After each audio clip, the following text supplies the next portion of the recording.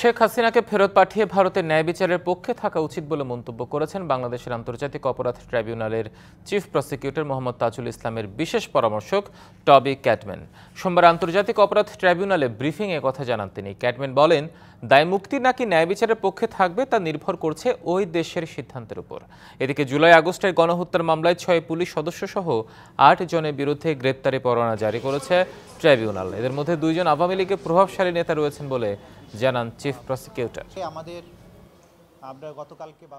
ইন্ডিয়ার উচিত হবে যে তারা একটা বিচারহীনতার পক্ষে দাঁড়াবেন নাকি একজন মানুষকে বিচারের পক্ষে দাঁড় করাবেন, রেহাই দেওয়ার এই সংস্কৃতির পক্ষে তারা দাঁড়াবেন না একটা ন্যায় বিচার হোক সেটার পক্ষে দাঁড়াবেন। আমরা আশা করি, উনি যেটা বলেছেন যে আমরা আশা করি যে ইন্ডিয়া একটা ন্যায় বিচারের পক্ষে দাঁড়াবে এবং সেভাবেই আন্তর্জাতিক নর্মস মেনে তাকে বাংলাদেশের কাছে প্রত্যার্পণ করবে, যাতে করে সে এখানে প্রপারলি নিজেকে ডিফেন্ড করতে পারে।